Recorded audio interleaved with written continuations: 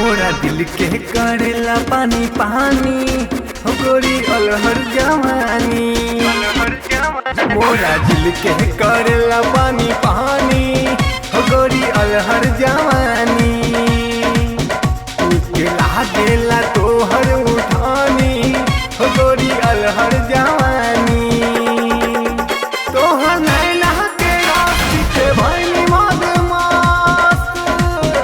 तोहर नैना के रास्ते के भइनी मद मस्त। लाली होठवा से दिहलू निशानी और सुनो तो गोरी अलहर जवानी।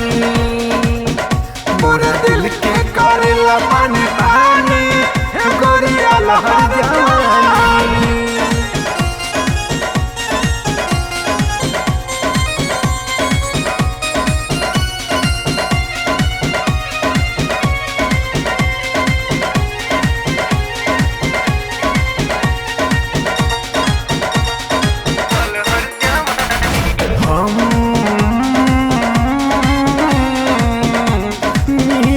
के रहनी बेकरार हो जान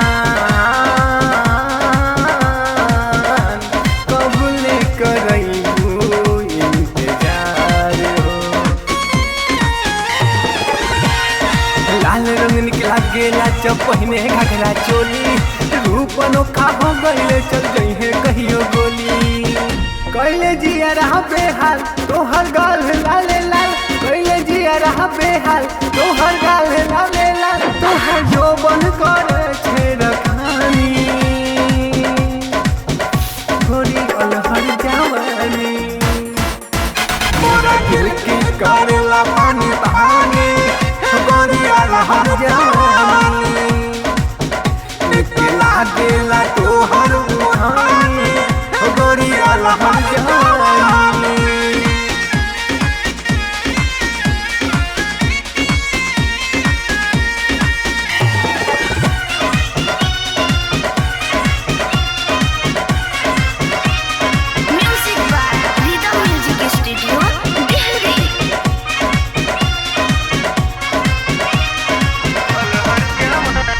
गगरल जवानी कहिले बसोर हो सिंगार हो।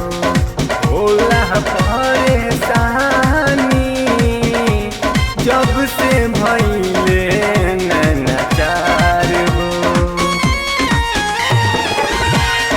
गोरे गोरे गाल गुलाबी नजर न जाए खाली। सीना से सजा पटरानी काहे तू शर्माली। तोहर लचके कमर हिले पूरा शहर। तोहर लचके कमर हिले पूरा शहर। बढ़ल विकास के परेशानी गोरी अलहर जवानी। लागेला तोहर उठानी गोरी अलहर जवानी। मोरा दिल के करेला पानी पानी गोरी अलहर जवानी।